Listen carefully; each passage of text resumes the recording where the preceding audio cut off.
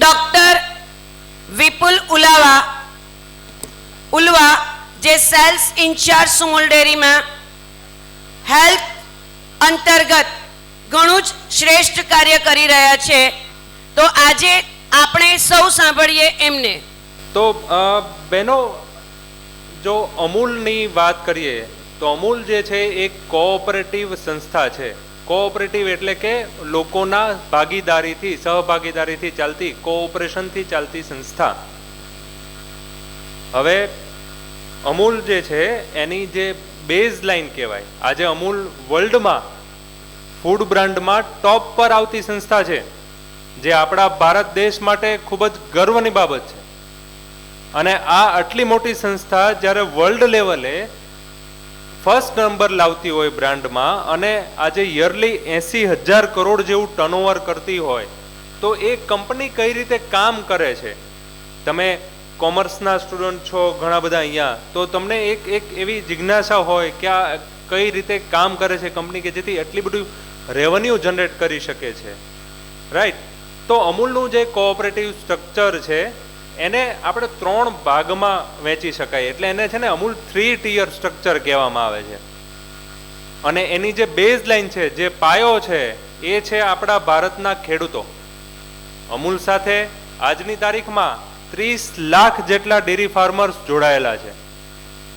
અને એ ફાર્મરો જ્યારે ગામડા લેવલે એક ગામડા દીઠ માની લો કે 100-150 ફાર્મર છે, તો એને ગામડામાં એક વિલેજ કોઓપરેટિવ સોસાયટી ખોલી છે.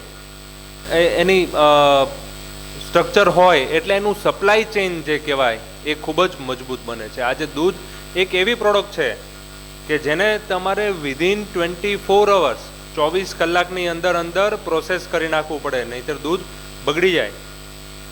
તો એ અમે શરૂઆત કરી દઈએ છીએ ગામડા લેવલથી. જ્યારે ગામડામાં દૂધ ભરવા જાય ત્યાં જ એ લોકો માટે દૂધના કુલિંગ યુનિટ્સ, જેને BCU કહેવાય, બલ્ક કુલિંગ યુનિટ્સ મૂકેલા છે, કે જેથી દૂધ આવે એટલે તરત જ એને ઠંડુ કરીને રાખી શકાય. એ દૂધ ટેન્કર મારફતે મિલ્ક યુનિયનમાં પહોંચે છે, અને મિલ્ક યુનિયન એને અલગ અલગ પ્રોડક્ટમાં રૂપાંતરિત કરે છે. એમાંથી પનીર, ચીઝ, આઈસ્ક્રીમ, દૂધની અલગ અલગ બનાવટો, દહીં, ઘી, એ બધી પ્રોડક્ટ્સ બનાવવામાં આવે છે. અને એ પ્રોડક્ટ ફાઇનલી જ્યારે આપણે માર્કેટમાં પ્લેસ કરવાની હોય, તો માર્કેટમાં પ્લેસ કરવા માટે એની અલગ અલગ 2 વ્યવસ્થા બનાવેલી છે. દરેક પ્રોડક્ટને એક શેલ્ફ લાઈફ હોય. તમે આજે એક જાગૃત કસ્ટમર તરીકે દરેક પ્રોડક્ટ ખરીદતા પહેલા એની શેલ્ફ લાઈફ ચેક કરવી જરૂરી છે. યુઝ બાય ડેટ જેને આપણે કહીએ, એ પ્રોડક્ટ યુઝ બાય ડેટ સુધી ખાવા માટે અનુકૂળ હોય છે, એને યુઝ બાય ડેટ પછી ખાવી જોઈએ નહીં.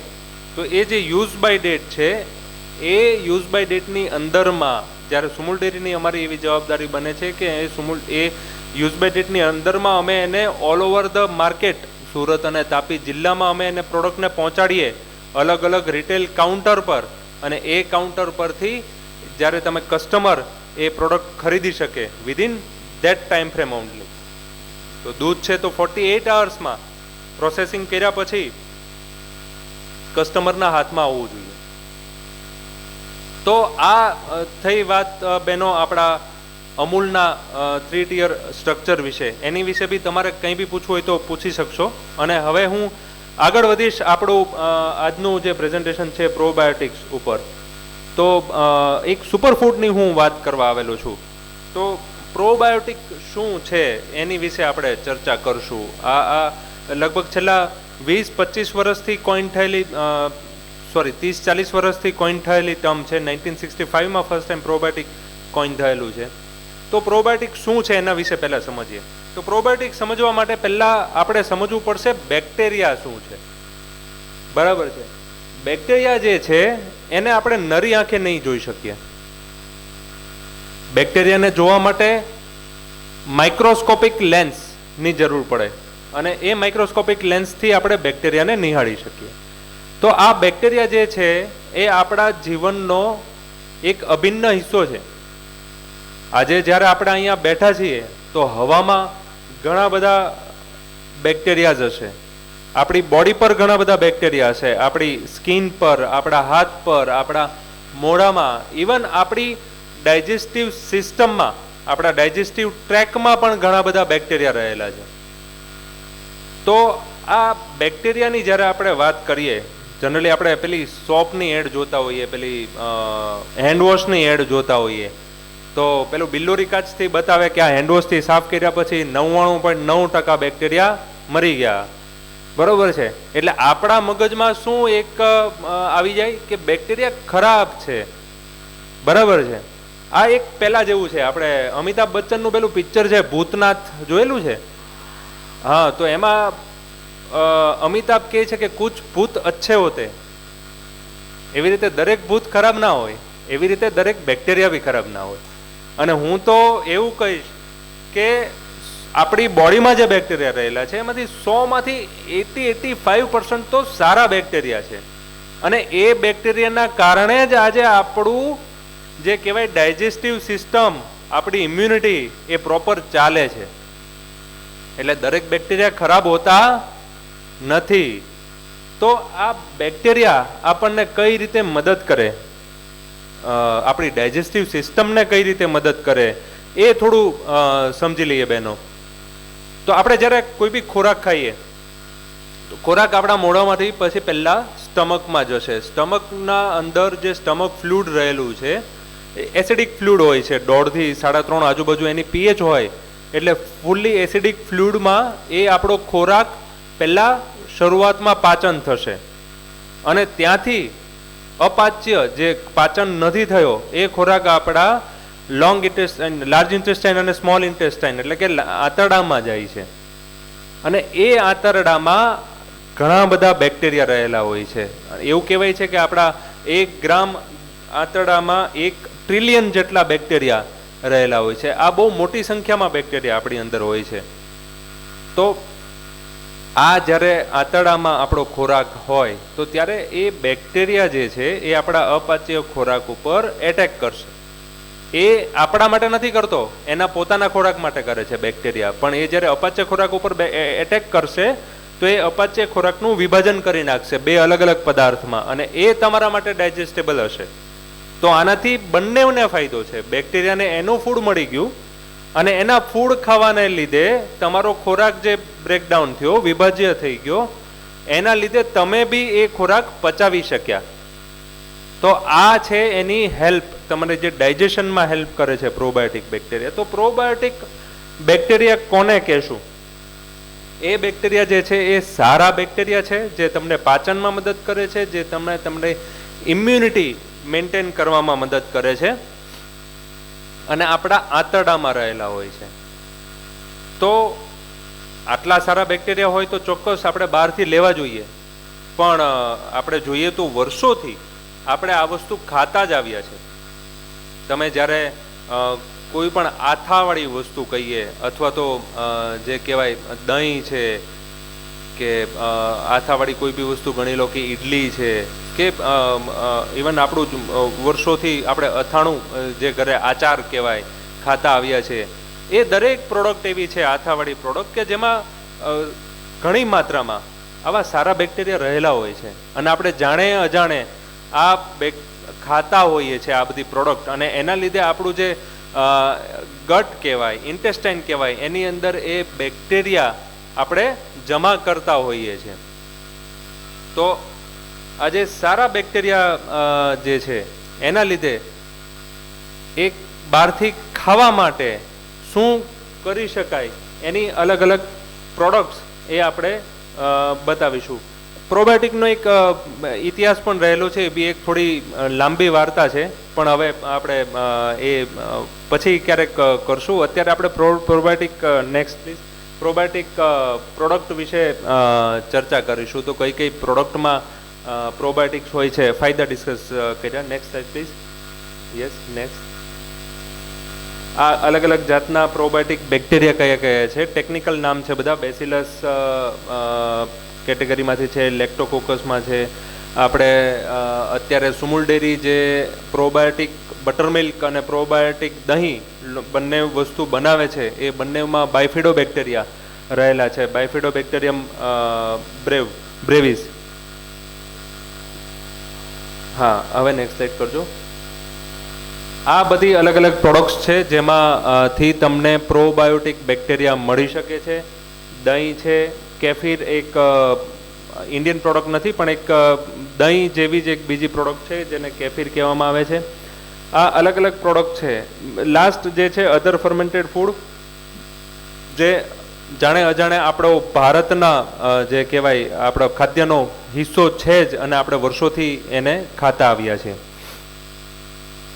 તો પ્રોબાયોટિક બેક્ટેરિયા, આપણે એક વસ્તુ જાણી લીધી કે બેક્ટેરિયા સારા હોય છે, પ્રોબાયોટિક બેક્ટેરિયા ખાવા જોઈએ, એ આપણને હેલ્પ કરે છે, કોઈના કોઈ ફૂડ માધ્યમથી ખાવા જોઈએ અને એ આપણને મદદ કરે છે. આપણે આટલી વસ્તુ જાણી. તો હવે આપણે વિચારવું જોઈએ કે પ્રોબાયોટિક બેક્ટેરિયા આપણે અંદર જે રહેલા છે એને આપણે કઈ રીતે મેન્ટેન કરીએ.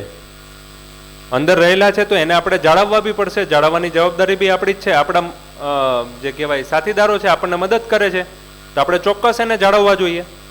તો એને જાળવવા માટે શું કરી શકાય? એને જાળવવા માટે તમારે પ્રીબાયોટિક્સ આપવા પડે. પ્રીબાયોટિક્સ એટલે શું? મેં હમણાં જ્યારે આગળ આપણે ખાવાના પાચનની જ્યારે વાત કરી ત્યારે મેં તમને કીધું કે સ્ટમક ફ્લુઇડમાંથી અમુક વસ્તુ અપાચ્ય જે આંતરડામાં જાય તે બેક્ટેરિયા માટે ફૂડ બને છે. તો આવી જ કોઈ બી આઈટમ હોય, આવું જ કોઈ બી ફૂડ આઈટમ હોય કે જે આપણા આંતરડા સુધી પહોંચી અને બેક્ટેરિયાનો ખોરાક બની શકે, તો એને પ્રીબાયોટિક એટલે કે ફૂડ ફોર પ્રોબાયોટિક એ આપી શકાય. તો આપણે આજે બે ટર્મ શીખ્યા. પ્રોબાયોટિક શું છે એ શીખ્યા, બેક્ટેરિયા શું છે એ શીખ્યા, અને પ્રીબાયોટિક એટલે કે પ્રોબાયોટિક્સ બેક્ટેરિયાનું ફૂડ એ શું કહેવાય એ બી શીખ્યા. પ્રીબાયોટિકમાં જનરલી ફાઇબર્સ જે છે અથવા તો પોલિસેકેરાઇડ્સ છે એ બધા પ્રીબાયોટિક કેટેગરીમાં આવતા હોય છે. ઇવન તમે કેળું ખાતા હોય તો સફરજન ખાતા હોય, આ બધી વસ્તુઓ જે છે એ પ્રીબાયોટિકનો રોલ પ્લે કરે છે અને તમારા ગટમાં રહેલા બેક્ટેરિયાને સ્ટ્રેન્થન કરવામાં તમારી મદદ કરે છે. તો આરોગ્યની જ્યારે વાત કરીએ તો પ્રોબાયોટિક બેક્ટેરિયા એટલી બધી વાઇડ રેન્જ ઓફ ડિસીઝીસમાં હેલ્પ કરતા હોય છે. તો એનું એક બેઝિક રીઝન છે, આડકતરી રીતે કે કોઈ બી રીતે પણ આપણે જનરલી જોઈએ તો ડૉક્ટરોનું બી એવું કહેવાનું હોય છે કે મોટા ભાગના ડિસીઝીસ જે છે એ તમારા ડાયટ, તમારા સ્ટમકના લીધે હોય છે. 70% of the diseases are because of your stomach, your gut only.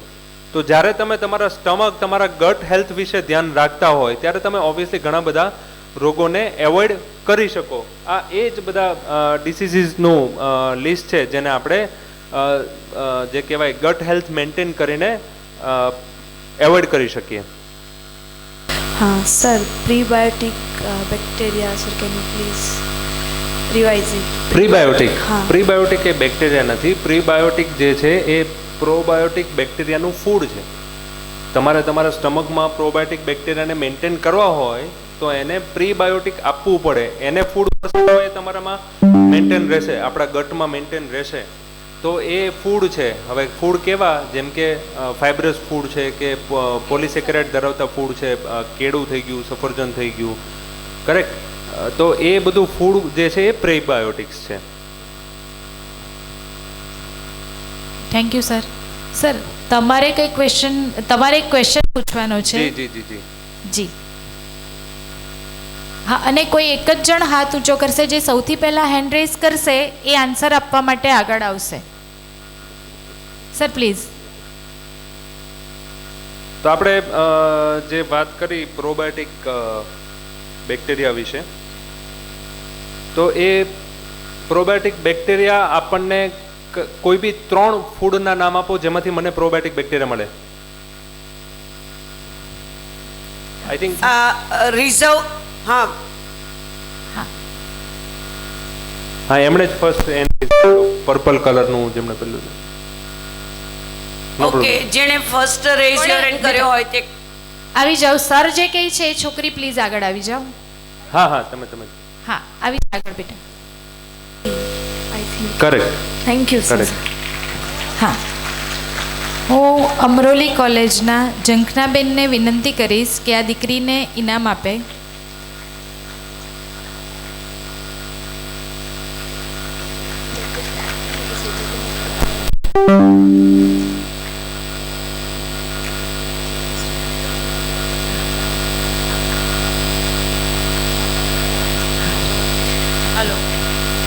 હું કંસારા સાહેબને વિનંતી કરીશ કે ડૉક્ટર વિપુલ ઉલ્વાના સન્માનિત કરે.